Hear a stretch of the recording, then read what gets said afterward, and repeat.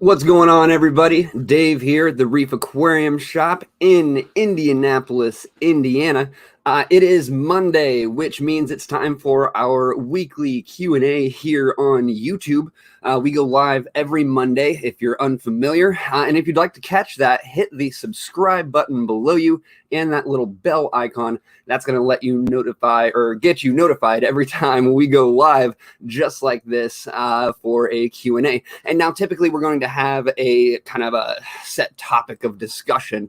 But we do not have to stick with that at all. If you have some questions other than things about like chemicals and things like that, it could be just aquarium keeping in general, questions about the shop, or so on and so forth. Go ahead and drop those in the comments below, and I will get to those when I see them, or get a little break in what we're talking about for the day. So again, welcome. If you're just joining us, it is our Monday Q&A here live on YouTube. And before we jump into what I want to talk about today, which is chemicals, and what kind of chemicals you're going to want to kind of just keep around in general for your aquarium. Before we jump into that, I do want to kind of just talk about what's going on at the shop right now. Typically, I'm going to talk about the website first and things of that nature, but this time I came a little more prepared than I did last week.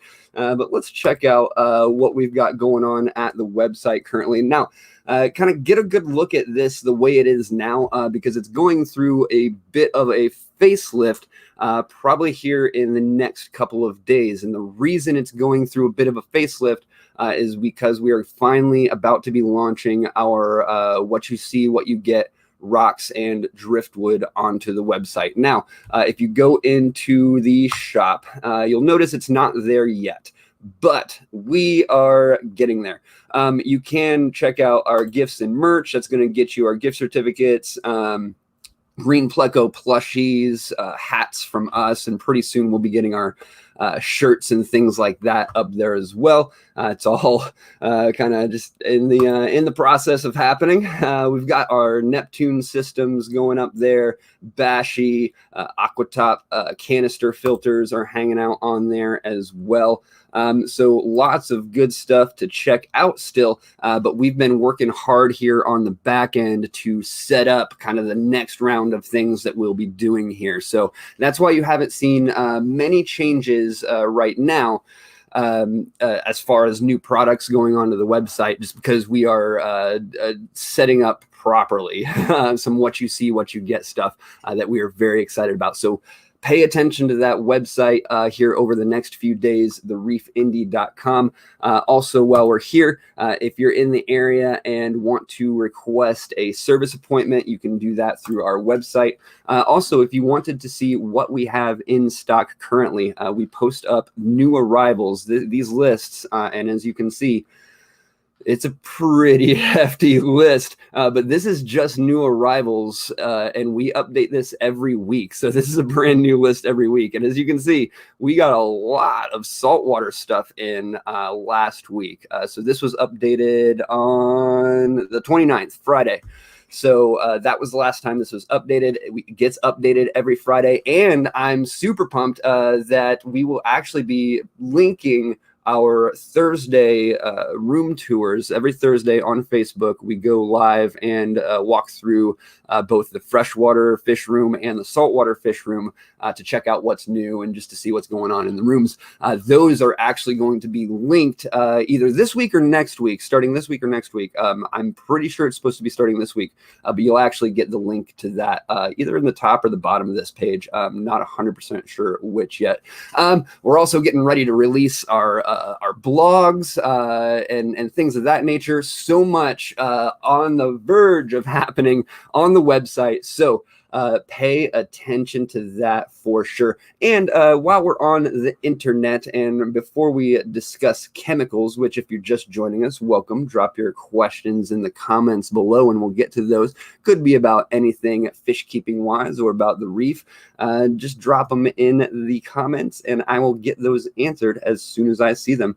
But while we're on the interwebs, let's check out everywhere else we are on the internet, which is a decent amount of places. Here's our Facebook page. We're on there. Fancy schmancy video. If you're looking at it on the desktop, it doesn't do this for anyone else unless you're actually looking at it on a desktop. Yeah, we've got plenty of content that we post on an almost daily basis here. Here's those room tours that I was talking about. Excellent stuff. That's the freshwater and the saltwater room tours. And I also treat those as open Q&As as well. There's a bunch of comments, and if I don't actually get to them live, again, just like I do here, I will come back through and answer those questions for you there on Facebook. That's our Facebook. We're also on Instagram. Lots of content there as well. Yeah, we post, again, we post almost probably like anywhere from like 3 to 6 times a week on all of our social media outlets, Twitter included, as you see here.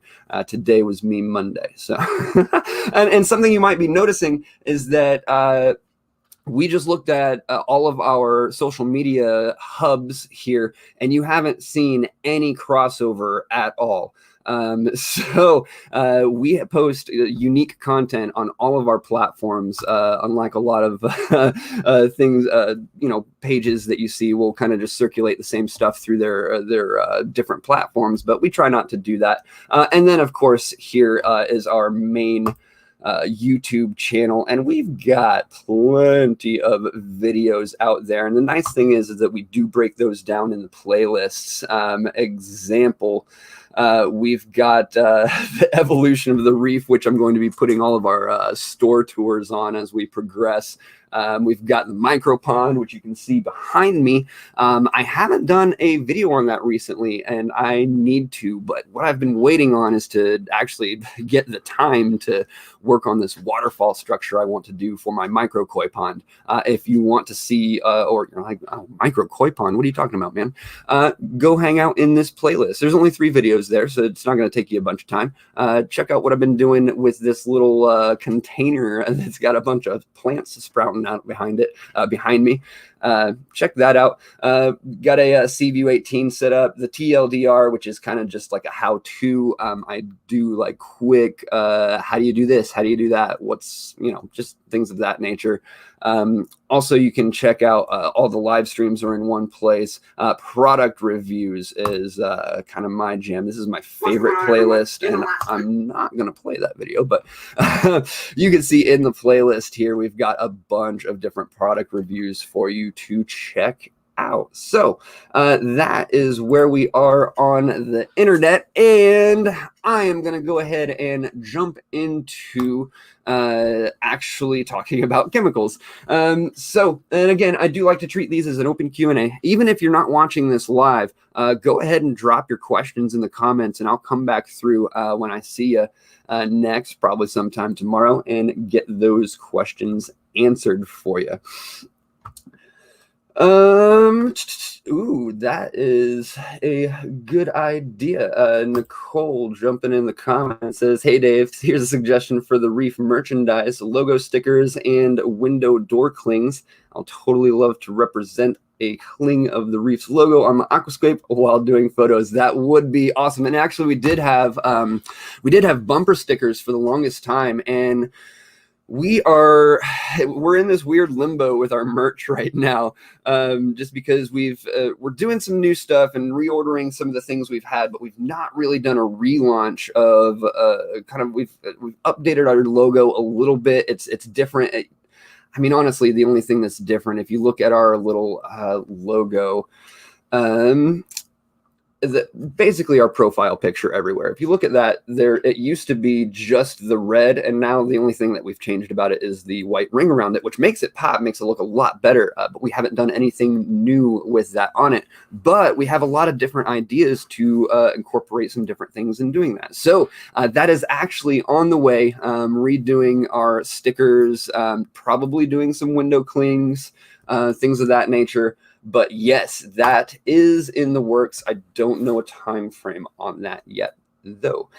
Thanks for dropping that in the comments. Again, if y'all want to ask me any questions, go for it. But right now, I'm going to talk about chemicals. And one of the more common questions we do get in the store is, especially for new aquarists, you know, they're getting their first fish tank. Okay, now what chemicals do I need? And really, there's only a few base chemicals that you actually need to get started. The main ones are going to be a water conditioner. You're going to need that to pull out the chlorines, chloramines, and things of that nature out of your water.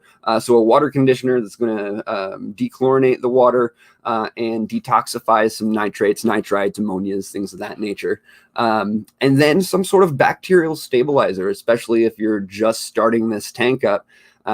Then something like seed, stability, special blend, microbacter 7, turbo start. there's a bunch of different ones out there, and those are the ones that we carry, and we probably have a few more in the shop somewhere too, but my preferred ones are going to be probably the seed and stability. Those, I've relied on those for the longest time. And as far as your water conditioners, again, I'm going back to SeaChem and Aqua Vitro products with Prime and Seed, or not Seed, or is it Seed? I'm just going to pop up here and let's go ahead and share my screen again. So I am on SeaChem's website, seachem.com. I love hanging out on this website. You can see here, we're going to drop down into products, conditioners, tank cycling, bacteria. Oh, their Aqua Vitro is not going to be on this main, of course. But it is, why can't I come up with their Aqua Vitro line for their water prep? Anyway, so conditioners. Prime is the typical one that I'm using, and that is actually what I'm using on the main. I love that I can actually use, I'm typically using the smaller bottles, so I'll buy the Prime in the larger bottles to get the best value. It's the biggest bang for your buck, the larger bottle you get, and then I'll also get a smaller bottle. Why? Because they have the little droppers in the caps, and I love that. And so I'll just usually end up either refilling that smaller bottle or just taking that same cap and putting it on the bigger bottle. Now, the only problem I have with that is if it's a full bottle, when I'm going to do my drops, there's a lot of pressure behind it, so it ends up like squirting out, which you don't necessarily need. But little tip, trick, hack there for you with your Prime. But this is my go-to water conditioner and has been for the longest time. And as far as go-tos go, stability is the one that I hit up the most for my bacterial supplement. And again, I was mentioning seed before as well. So there's those, and honestly, having those as, you know, some sort of water conditioner, some sort of bacterial stabilizer, those are really going to be the only things you should need on hand. Now, there are definitely other products that would be handy to have, like, for example, having some freshwater aquarium salt on hand, just in case you need to do a little salt dip, or depending on the tank, you can dose the salt straight into the tank. It can be handy for a lot of different reasons, both just therapeutic and as a treatment that's going to be easy on the fish for things. Typically, if I get a fish that is sick, my first go-to is popping the temp up and adding some freshwater aquarium salt. 9 times out of 10, that takes care of my issue right there. But people are always asking me what kind of medications they should have on hand just in case things do go awry. And that is also a fantastic question. So usually if I'm doing, if I have a med on hand, it's going to be one of, or maybe a few of these 3 things mainly.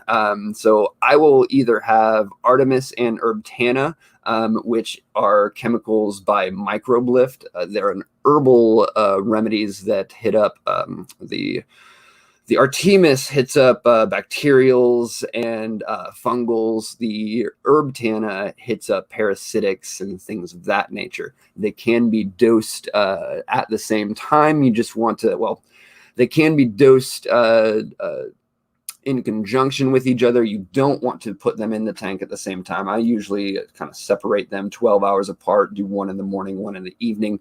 But that is a good 1-2 herbal remedy just to toss in if something does go wrong. It's a 10-day treatment. And again, completely herbal. And then if I'm another one that I kind of just keep on hand, this is going to be, I'm going to pull this up again. Here we go.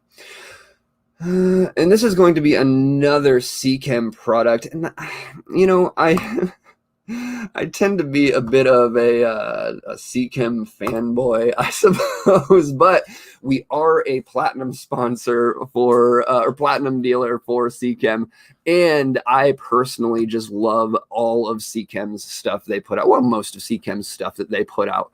I use them personally on all of my tanks. It's my primary brand that I'm going to for just about anything. But Polyguard is awesome. It treats bacterial, fungal, parasitic. It just kind of hits up anything, just about anything. And the great thing about this is that it's like 3 separate medications done in kind of low doses all together. And that's why it hits up such a broad spectrum of things. And because they're low doses of these medications, it makes it a lot easier to dose on even some more sensitive fish. And it's not super harsh, just like doing a direct treatment can be. So as far as medications to have on hand, those are the ones that I typically recommend. There's plenty of others out there that would be handy. But as far as like catch-alls and things of that nature, I would go, again, with Polyguard as kind of like a go-to chemical, just catch-all. And then having the herbal remedies of Herbtana and Artemis. Those can go a long way, just having those on hand as well. And a lot of times I'll use the Artemis and Herbtana just when I'm adding new fish in therapeutic doses, if I don't have a chance to quarantine or if I don't have a quarantine tank set up and I just kind of want to toss a little something in there just in case. Artemis Herbtana 1-2 punch, 10-day treatment. And run with that. That's a fantastic way to go about it. Even that Polyguard you can just use as like do a 1 or 2 time 2 dose kind of thing when you pop a new fish in there. Not necessarily a bad thing to do.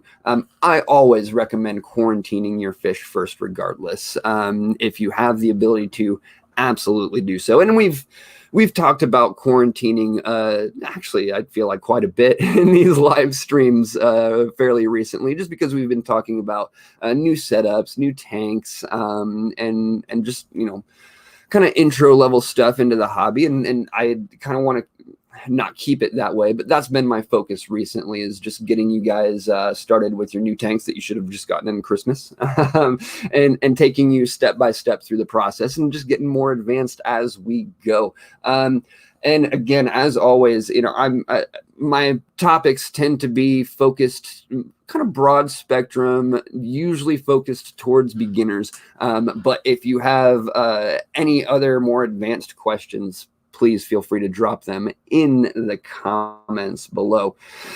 That's the majority of my spiel. on chemicals. So again, just in quick review, we've got your water conditioner, some sort of bacterial stabilizer, and then some sort of treatment just in case you need to treat your fish for like a random parasitic, a bacterial. Fish come in from all different places, end up in a bunch of different holding areas. Then they come to a bunch of different stores, and then they get to your house. So regardless of where you get your fish from, it's always a good idea to run some sort of quarantine or just have something on hand. So we talked about the salts, Herbtina, Artemis, the herbal remedies, Polyguard, which is a nice low dose medication that hits up just about anything that you could possibly have go wrong in your tank, as far as diseases go. So yeah, those are really all you need off the bat. Anything else is just supplemental in the beginning anyway. Now, this doesn't necessarily account for like planted tanks or in the saltwater end for corals and things of that nature.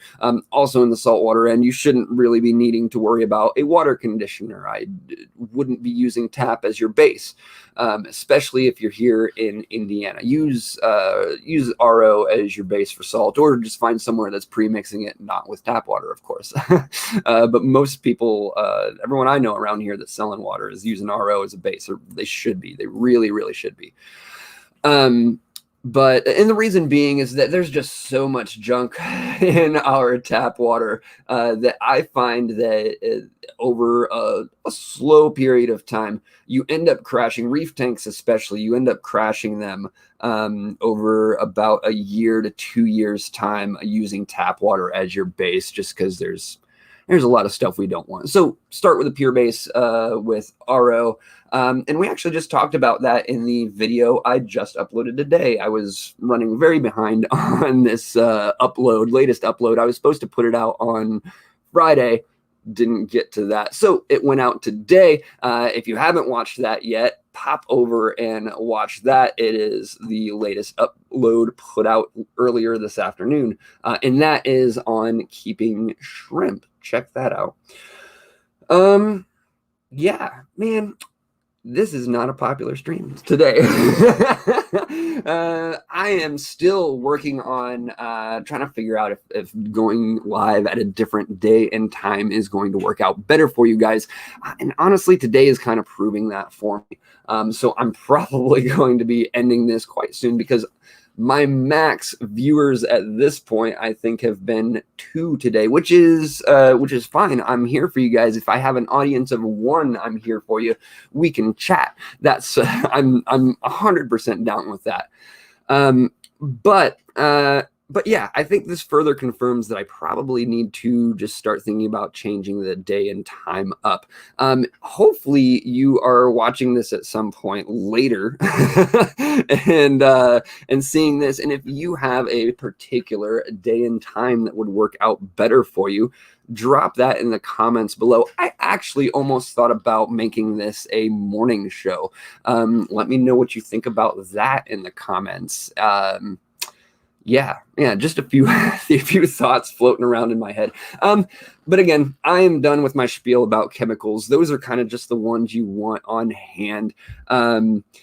At least more specifically talking in freshwater. And that's been again, something that I've been wanting to address too. The predominant audience that I have here is widely freshwater. And we've discussed, actually in our morning meetings earlier, we've discussed, ways to figure that out, catering to both freshwater and saltwater enthusiasts without presenting, I don't want to say useless information, but information you don't necessarily need, going back and forth between the hobbies. Interesting thing to try to work out for us. So as we grow, we would love your input. So if you have any input on how to give you both salt and freshwater content without feeling useless for, half to, a portion of our viewer base, that'd be fantastic. Drop it in. We're still working on it on our end, of course, and have a few good ideas, I think, but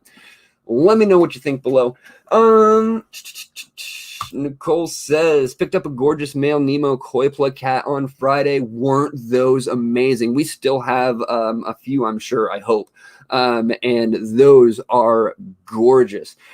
He's doing great so far. Cannot thank the Reef enough. He's constantly roaming through his 14-gallon aquascape, though I had another question. Yeah, go ahead and shoot. I am here, obviously.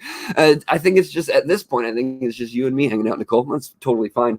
But you ask, how often should I feed him? He's incredibly active, and I feel as if he can eat nonstop. He probably can eat nonstop. The great thing about, well, not maybe the great thing, but one of the interesting things about fish is they are actually smarter than you think, and we are dumber than you think, because they know exactly how to train us. And that's by being super adorable and coming up to the edge of that tank, constantly begging for food. And this is the main reason fish get overfed, is because they have trained us to overfeed them. They're way smarter than we give them credit for. So when we don't realize that, we overfeed our fish. So to get to the point of your question, I suppose, let's for my personal betas, my lady's back here. I'm trying to fatten them up. So I'm doing daily feedings and 2 to 3 times a week water changes, even though I'm testing out almost beautifully with just the sheer amount of plants that I have in there, just soaking in those waste products. But yeah, I'm feeding them daily. I typically recommend to the average person to feed every other day, and I'm doing just a few pellets once a day, once every other day. More than that, and you're typically overfeeding. And this also depends on how often you're doing water changes, how large the tank is that they're in. If you're trying to get them to grow faster, which again, that's my primary goal with my beta sorority in this container behind me, is getting them to just grow as fast as I can safely get them to grow. So again, I'm accomplishing that with frequent feedings and frequent water changes. So I hope that answers your question. If you're not trying to do something specific like that with them, yeah, just the standard once a day, once every other day, a few pellets is going to do you. I typically, now betas may be a little different since you're not actually feeding a bunch of different fish. The typical rule of thumb is feed them as much as they can eat in about 2 minutes without there being any leftovers. But if you were to feed a beta a pellet one at a time, you're probably going to fill its mouth up quicker than 2 minutes. So again, that like 1, 2, even 3 pellets, depending on the size of your beta and the size of the pellet, I suppose, or the size of the food. It's going to be dependent on that. So there's the long answer around it, but the short answer: every other day. That's typical, or daily. Just don't do too much, and watch your water levels too. If you notice that if you're doing your regular water changes and you notice that your nitrites, or well, hopefully not your nitrites, but your nitrates are kind of just creeping up a little harder than normal, cut back on your feedings. That's going to be the most efficient way about it. Yeah, no problem, Nicole. Again, I do have a few more people watching now, so if you do have any questions, drop them in the comments below. And if I don't get any in like the next 60 seconds or so, I'm probably going to wrap the stream up just because I haven't had a ton of views. And if you're just joining me, catch us when we load this video up, just to kind of hear my thoughts on that, and to give your input on changes we can make in the future. All right, that's going to do it for me today, guys. Thanks for hanging out. Thanks for watching this later if that's what you're doing as well. Again, I'm going to kind of mess with, or toy with the idea of changing the time excuse me, time in the day for these. So Yeah. Again, thanks for hanging out, and we'll see you next time. Actually, we will see you Thursday on Facebook to do those room tours. So if you're not following us over there, check us out on Facebook, TheReefIndy. Later.